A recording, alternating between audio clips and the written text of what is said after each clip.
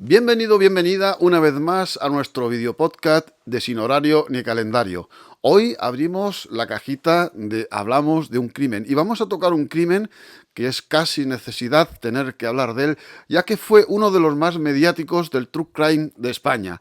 Vamos a hablar del crimen de Alcácer, pero no lo vamos a hacer como habitualmente se hace. Simplemente vamos a dar una opinión muy personal como un espectador que sigue el caso desde el minuto 1. Iniciamos la intro y damos paso al vídeo.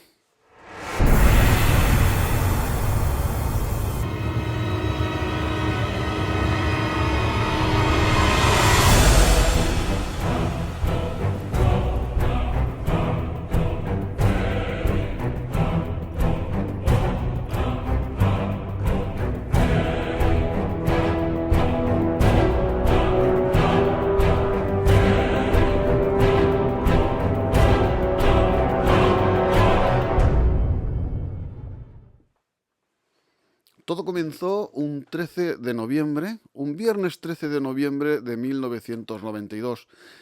Tres amigas, entre 14 y 15 años, se deciden a ir a una fiesta cerca de su pueblo. Ellas son de Alcácer, de un pueblecito de la provincia de Valencia. Es un pueblo muy pequeño y se quieren ir a Picassent. Es un pueblo a 5 kilómetros del suyo, donde hay una discoteca que se llama Color. Pero antes de ir a la discoteca Color, pasan a ver a una amiga suya, Esther. Lo que pasa que Esther no se encuentra bien. Esther tiene fiebre y parece ser que tiene un poquito de gripe. Deciden ir allí porque es una fiesta estudiantil y llaman al padre de Miriam para ver si las pueden acercar hasta la discoteca. Pero, por mala suerte, el padre de Miriam también tenía fiebre y parecía que tenía gripe. Se dirigen a los recreativos ZAS, un sitio donde habitualmente va toda la juventud del pueblo. Intentan encontrar combinación, pero no hay forma. Toman la peor decisión de su vida. Van a hacer autostop. Aunque parece que esto no tenga peligro, porque solo son 5 kilómetros lo que distan de su pueblo a Picassent, donde está la discoteca Color, fue lo peor que pudieron hacer. Empezaron su travesía y las recoge una pareja que las lleva hasta la entrada de Picassent y las deja en una gasolinera. ¿Por qué no las lleva hasta la discoteca propiamente dicho? Pues porque el coche está averiado y tienen que coger otra ruta, otro camino para llevar el coche al taller. Y desde allí van caminando hacia la discoteca y según una señora que desde su ventana pudo ver, como un coche blanco paraba y no queda muy claro si eran dos los que habían dentro o cuatro y recogen a tres chicas. Antes de nada quiero decir que los testimonios, para mí, si no vienen acompañados de algo más, no se les tiene que tener mucho en cuenta. Hay que tener en cuenta que a las niñas las vieron en toda España. Las vieron en Marbella, en Extremadura, en el País Vasco, en Castellón, en Madrid. Y era imposible que las vieran porque las niñas, como todo el mundo sabe, en esas fechas ya habían fallecido. Pero también pasó en el caso de Marta del Castillo. Por ejemplo, una vecina suya dice que se la encontró a las 11 de la noche en el portal de su casa y también era imposible que la hubiera visto porque ya había fallecido a esa hora. Sin embargo, ella juraba y perjuraba que había visto a Marta del Castillo. Sea como fuese, las tres niñas de Alcácer no llegaron a la discoteca. Llegado el momento, sus padres empiezan a ponerse nerviosos porque eran niñas muy puntuales. No habían llegado a su casa las 10 de la noche, que tenían la hora estipulada. Los padres entre sí empezaron a llamarse, ninguno sabía el paradero de las niñas y por la mañana siguiente fueron a interponer la denuncia ante la Guardia Civil. Se inicia una investigación, se inicia una búsqueda masiva en el que participa todo el pueblo, Guardia Civil, Policía Nacional, Guardia Urbana, bomberos, Protección Civil. Se empapela la comunidad valenciana íntegramente de carteles de las niñas, pero las niñas no aparecen. El padre de Miriam era un hombre muy insistente y él puso y movió Santiago con Roma, para que a las niñas no se les dejara de buscar ni un momento. Fue inclusive a programas de televisión, tanto como el de Paco Lobatón, quién sabe dónde, se le dio una visibilidad increíble a este caso. Fueron 75 días de búsqueda, 75 días de incertidumbre. Como digo, todo el mundo vía a las niñas, en todas partes, en Valencia, en Madrid, en toda España, y además aseguraban que eran ellas porque hablaban valenciano. O sea, era increíble. No había manera. Fernando García y una hermana de otra víctima están en el Reino Unido. Van a visitar las televisiones de allí, de Inglaterra, para darle voz al caso de las 3 niñas de Alcácer. Era un 27 de enero de 1993, por la tarde. Justo en ese momento, 2 apicultores que pasean por la zona de la Romana parecen visualizar lo que es un reloj, y cuando se acercan se da cuenta que el reloj está puesto en la muñeca de un brazo, por lo tanto de un cadáver. Avisan a la Guardia Civil, la Guardia Civil viene, la pareja de la Guardia Civil, intentan escarbar y dijeron, no, aquí no hay uno solo, aquí hay 2 o 3. Y dijeron, cuidado, las niñas de Alcácer. Llaman al juez de guardia, viene la funeraria y empiezan a escarbar. Se hace de noche y tienen que parar. Acordonan la zona y empiezan a hacer el levantamiento de los 3 cadáveres. Allí escarbó, yo creo que hasta el tato. Escarbó la Guardia Civil, escarbaron los de la funeraria y, si no quiero mal recordar, incluso los apicultores. Recogieron los 3 cadáveres y todo lo que se encontraron alrededor y se lo llevaron al anatómico forense. Encontraron una receta rota donde se podía intuir el nombre de Anglés o de Enrique Anglés. Bueno, han encontrado las niñas, las llevan a Alcácer, les hacen las autopsias como normalmente se hacen en este país, la típica autopsia, la que va a determinar la causa de la muerte, y ya está. Entierran a las niñas y se van a la casa de Anglés a ver qué encuentran. Va una gran disposición de efectivos de la Guardia Civil y al primero que pillan entrando a la casa de los Anglés es a Miguel Ricard, que va con una caja de naranjas, pero tan tranquilo, ve a la Guardia Civil y sigue caminando como si aquello no fuera con él.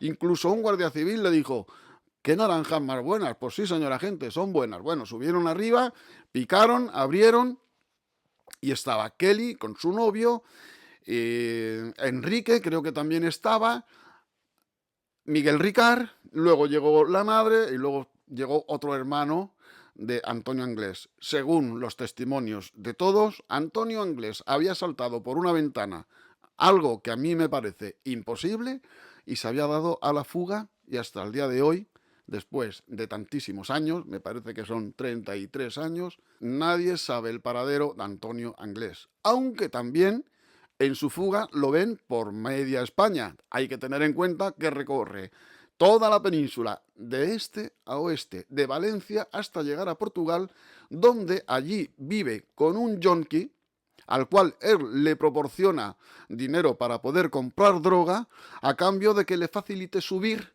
en un barco en el cual se va a dirigir hasta Dublín.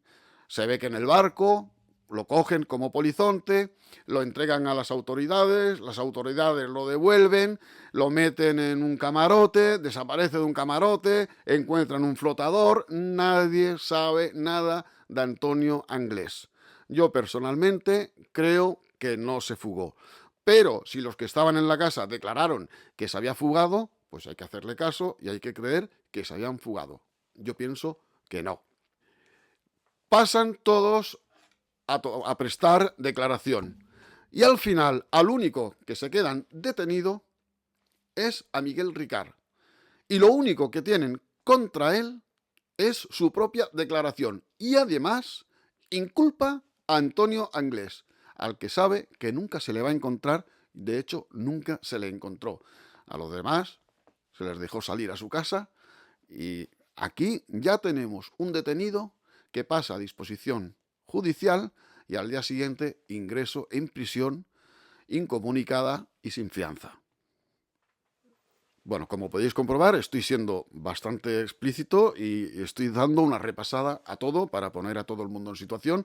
Yo creo que todo el mundo sabe lo que pasó o cómo fue el caso de Alcácer, pero por si alguien no lo sabía, yo le doy un repaso. Bueno, volvemos a...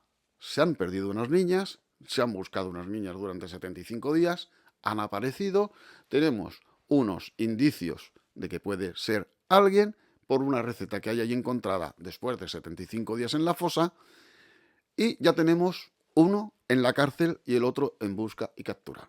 Aunque ponía que la receta no era de Antonio Anglés, sino de su hermano, por lo visto, Antonio Anglés estaba fugado de la justicia, se tenía que haber curado una sífilis y no podía ir con su nombre, y fue con la cartilla de la Seguridad Social del hermano. Por lo tanto, tenía la receta a nombre del hermano y no era de él, pero era de él. Todo parece ir dentro de lo que cabe bien y que la cosa ha cogido su cauce. Pero Fernando García no está nada de acuerdo. Él dice que esto no ha sido así. Es imposible. Dice que aquí hay una trama de gente poderosa, de gente muy poderosa, que estos dos son unos minmundis y que unos minmundis no le podían haber hecho esto a sus hijas y a sus amigas. Porque no están de acuerdo tampoco con la primera autopsia, que la vieron por vídeo. Tuvo que ser muy duro que un padre vea por vídeo una autopsia de su hija en esas condiciones.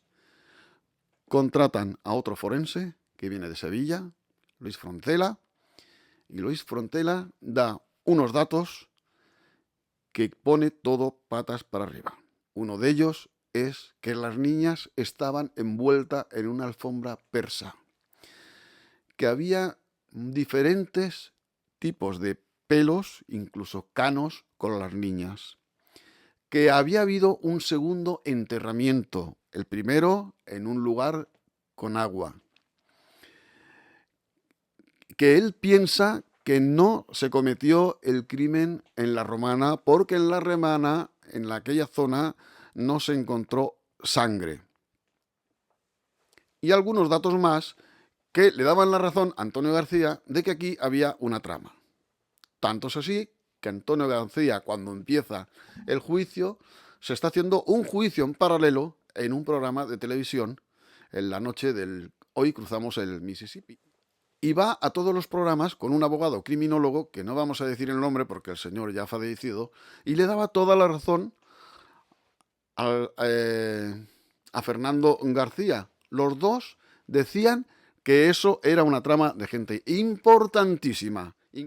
Incluso dieron nombres y apellidos y acusaron de los hechos a ciertos políticos. Cosa que al día siguiente tuvieron que disculparse, pedir perdón, porque no solo cerraban el programa, sino que querían cerrar todo el canal. Yo personalmente, y es mi humilde opinión, yo no soy ni periodista, ni soy investigador, ni soy científico, ni soy forense, ni soy nada. Pero intento usar el sentido común. 3 niñas que han salido de fiesta, las habrán cogido 3 gamberros, habrán hecho alguna carantoña y cuando los gamberros han querido más, las niñas les han dicho que no, han pillado un calentón, se les han ido de las manos y al final han acabado con la vida de ellas, porque es que si no, le han visto la cara y los podían denunciar. Yo creo que lo han hecho unos delincuentes. ¿Quién son? No lo sabemos, porque si ahora pillaran a Antonio Anglés, la policía tendría un grave problema. Contra Antonio Anglés lo único que hay es la declaración de Miquel Ricard.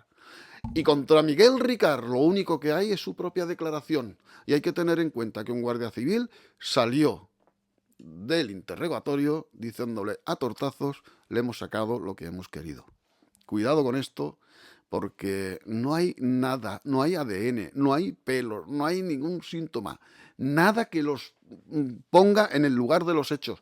No tienen nada, solo la declaración de Miquel Ricard. Más tarde, ya sabe todo el mundo, una declaración de Miquel Ricard lo que puede valer. Nada, porque donde hoy dice Diego, mañana dice Diego. Lo que sí, que por muy poderosa que sea la gente que ellos piensan que han podido ser, ¿cómo pueden callar tantas bocas? Os voy a poner un ejemplo que no tiene absolutamente nada que ver con este caso, pero yo siempre pensé que los americanos no subieron a la Luna hasta que leí que en el proyecto de subir a la Luna trabajaron 40.000 personas. 40.000 bocas no se callan así como así. Mirad lo que pasó con el monstruo del lago Ness. También fue una pequeña trama y eran menos gente los que lo sabía, que existía el monstruo, hasta que uno, en su lecho de muerte, dijo: yo no me quiero morir con esto y quiero declararlo. Yo fui el que hice el montaje del monstruo del lago Ness y se desmintió toda la aventura y toda la historia del lago Ness. Pues en el caso de Alcácer, 33 años después, nadie ha dicho lo contrario. Tú puedes callar bocas momentáneamente, pero a lo largo del tiempo la gente tiene conciencia y tiene responsabilidad. Y hay gente que al final tiene que decir: oye, mira, no, esto ha sido así o ha sido así. Nadie, mira, tuvieron que callar a los guardias civiles, tuvieron que callar a los forenses, tuvieron que callar a los jueces, tuvieron que callar a todo el que hizo la investigación, a los policías, a todos tuvieron que callar, pero durante muchos años. Hombre, yo si me viera, como por ejemplo Guardia Civil, y me dicen: esto no lo puedes contar porque has sido quien sea, yo creo que mi conciencia no me dejaría vivir y en algún momento lo declararía, diría: mirad, perdonarme, o lo hago como testigo protegido o como sea, pero yo cuento la verdad. No se pueden callar tantas bocas. No se pueden callar tantas bocas. Por eso yo creo que este caso lo hicieron unos delincuentes. No sabemos exactamente quién fue. Sabemos que fue juzgado por esto Miquel Ricard, que se tiró 21 años en la cárcel, y no saben nada más.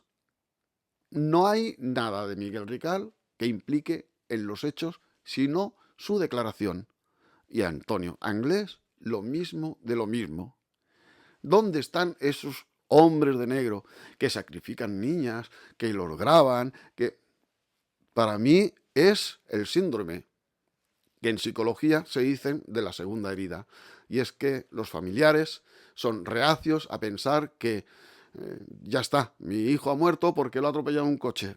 Ya está, solucionado. A veces lo más fácil es lo que realmente es. Pues no, seguro que van a decir: no, es que aquí lo esperaron y le hicieron una emboscada, le hicieron parar, el que atropelló con el coche tenían en contra de él. Siempre van a buscar cosas. Y yo creo que esto fue lo que pasó. De hecho, incluso las otras dos familias siempre estuvieron en contra de Fernando García y que defendiera la tesis de una gran trama donde había gente súper famosa, adinerada, incluso políticos.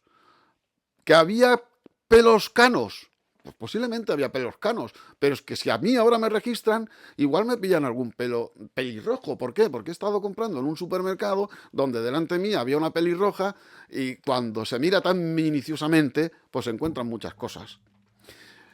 ¿Que encontraron las niñas liadas en una alfombra persa?